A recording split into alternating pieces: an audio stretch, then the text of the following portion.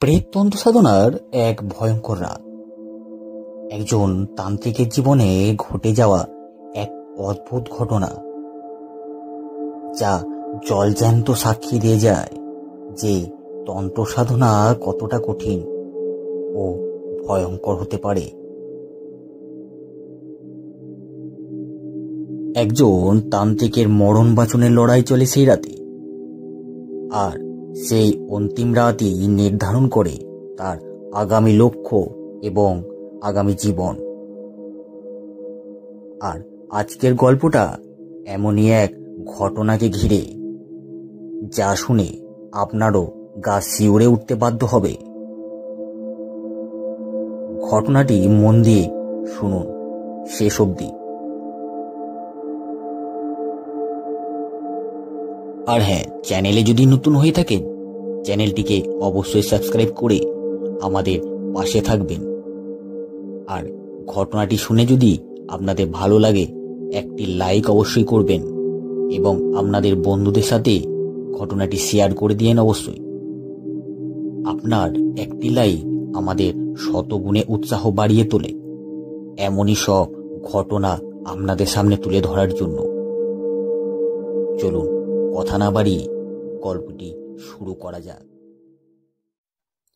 সে দিনটা ছিল এক আমাবস্যার কালো রাত। চারিদিকে ঘুটঘুটে অন্ধকার, আকাশে চাঁদও নেই, শুধু ঝিঝি পোকার একটানা ডাক ছাড়া আর কিছুই নেই। শ্মশানে হাড় হিম করা চিতার ধোঁয়ার গন্ধ, দূরে দু একটা শিয়ালের হুক্কা হওয়া আওয়াজ, যেন মৃত্যুকে ডাক দিচ্ছে সেই শিয়ালগুলো।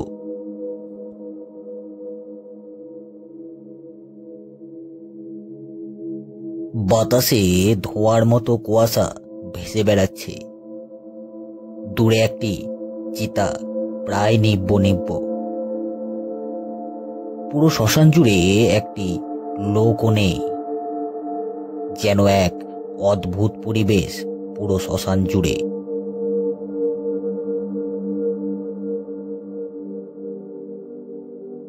সেই রাতে তান্ত্রিক ভিগুনাথ তার বহুদিনের আকাঙ্ক্ষা ও কার্যসিদ্ধি করতে এসেছিলেন সেই শ্মশানে।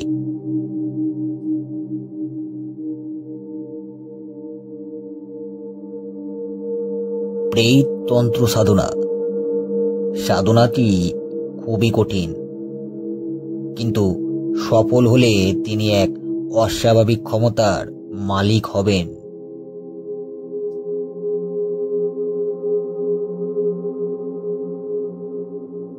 তান্ত্রিক ভিগুনাথের অদম্য বিশ্বাস ছিল যে আজ যদি সে সফল হয়, তবে প্রেত তার অধীনে আসবে আর তাকে অমর ক্ষমতা প্রদান করবে।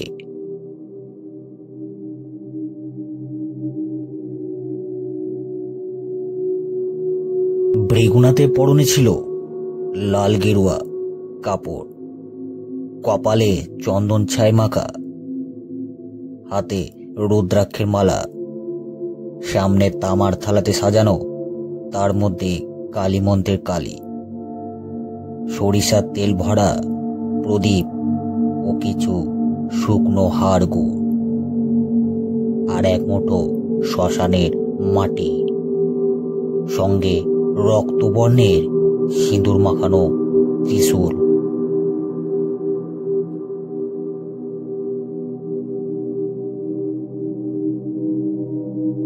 ভৃগুনাথ তিনি অনেক খোঁজাখুঁজির পর একটি যোগ্য জায়গা বেছে নিলেন। একটি শুকনো বড় নিম গাছ, তার চারপাশে আগাছা, তার কিছুটা সামনেই একটি দেহ পোড়ানোর জায়গা। তিনি সেই নিম গাছের নিচে বসলেন।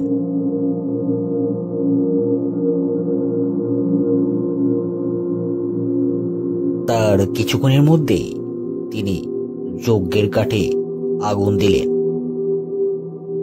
এবং মরার খুলি ও হাড়গোড়গুলো তার চারপাশে ভালো করে সাজিয়ে নিলেন। তারপর গভীর স্বরে মন্ত্র পড়তে শুরু করলেন তিনি। এ মন্ত্র যে সে মন্ত্র নয়, এটি আত্মাদের বশ করার মন্ত্র।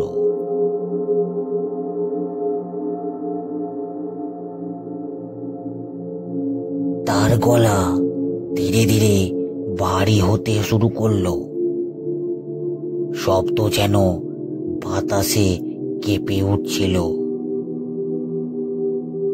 হাওয়ার হঠাৎ দমকা দিয়ে উঠল।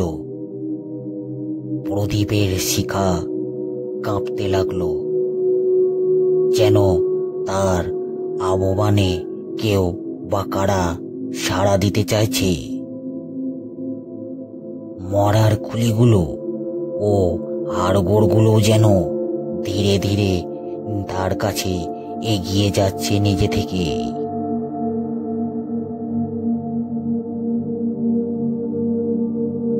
শ্মশানের একটা পুরনো গাছের আড়াল থেকে এক অদ্ভুত আওয়াজ ভেসে এলো তার কানে। কেউ যেন খচমচ করে হাঁটছে শুকনো পাতার উপর দিয়ে।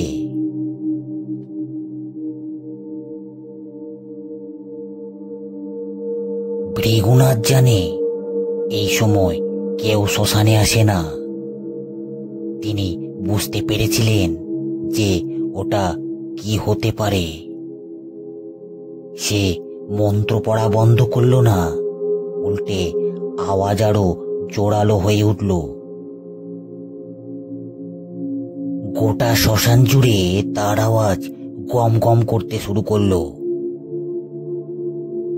সেই আওয়াজ ধীরে ধীরে তন্ত্রশক্তিকে জাগাতে লাগলো। ভৃগুনাথ হঠাৎ দেখল যজ্ঞের আগুন এক ঝলক নীল হয়ে হঠাৎই নিভে যায়। চারপাশ আরো ঘন অন্ধকার হয়ে যায়। তার নিজের শরীর সে নিজেই দেখতে পাচ্ছিল না। শুধু মনে হলো সামনে যে মরা পোড়ানো জায়গাটি রয়েছে তার আড়াল থেকে কেউ দাঁত কিরমির করে তাকিয়ে আছে তার দিকে।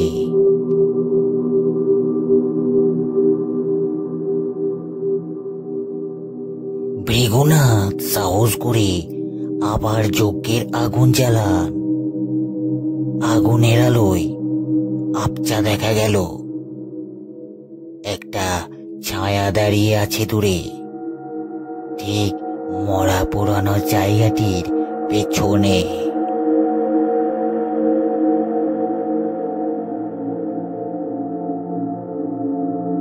লম্বা শুকনো শরীর, চোখে আগুনের মতো লাল আভা, মুখে দাঁতের সারি, যেন মানুষ নয়, এক জলজ্যান্ত প্রেত।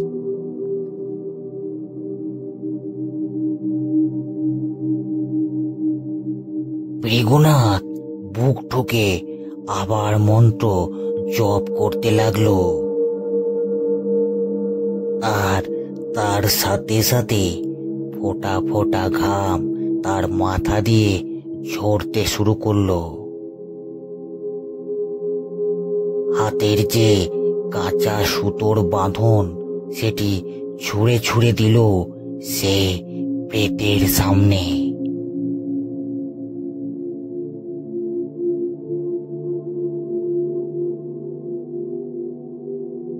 বাতাসের গতি যেন আরো দ্বিগুণ হয়ে উঠল। তার আহ্বানে প্রেত ধীরে ধীরে এগিয়ে আসছে তার দিকে।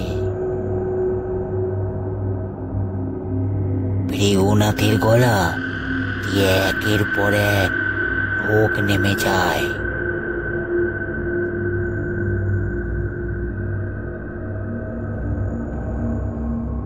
সেই অতৃপ্ত আত্মা যে ভৃগুনাথের দিকে এগিয়ে আসছিল, তার পা সম্পূর্ণ বেঁকা পেছনের দিকে, পুরো শরীর পোড়া, শুধু দাঁত মিটমিট করে তার দিকে তাকিয়ে এগিয়ে আসছিল।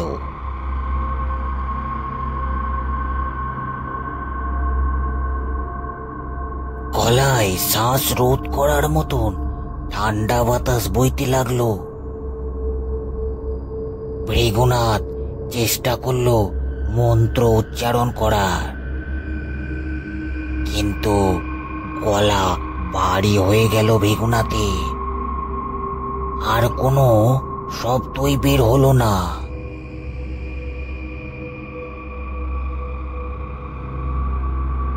প্রেত ঠিক ভৃগুনাথের সামনে এসে দাঁড়ালো।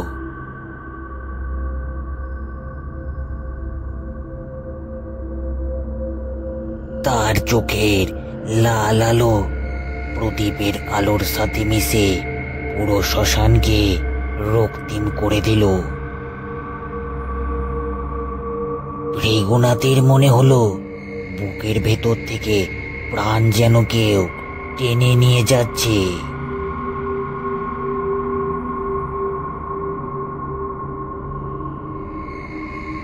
ভৃগুনাথ ছটফট করে উঠল, কিন্তু শরীর আর তার নড়ছে না।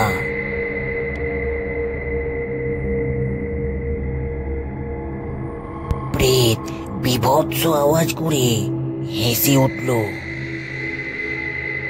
সে হাসি মানুষের নয়, যেন হাড় ঘষার শব্দ। কানে ঢুকে শরীর কাঁপিয়ে দিল ভৃগুনাথে।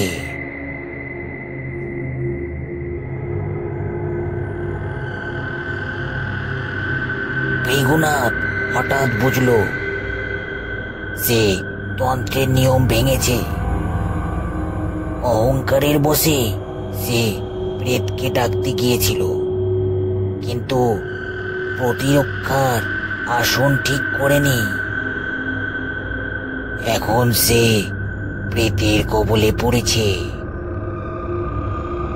তারা কিছু করার ছিল না মৃত্যু ছাড়া।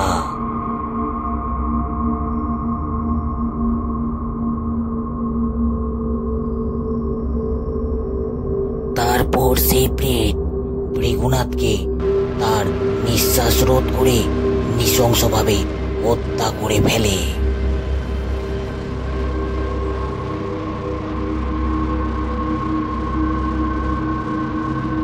তন্ত্র সাধনা এতটাই সহজ নয়, এর সাথে জড়িয়ে থাকে তান্ত্রিকের মরণ বাচনের খেলা।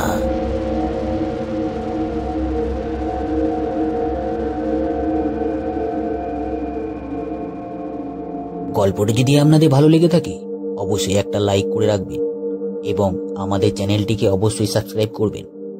পাশে থাকা বেল আইকনটি অবশ্যই ক্লিক করবেন, যাতে আমাদের এমনই সব রহস্যময় ভৌতিক ঘটনা সরাসরি আপনাদের কাছে পৌঁছে যেতে পারে। ততক্ষণের জন্য ভালো থাকবেন, সুস্থ থাকবেন। আবার আসছি একটা এমনই গা ছমছমে কর গল্প নিয়ে।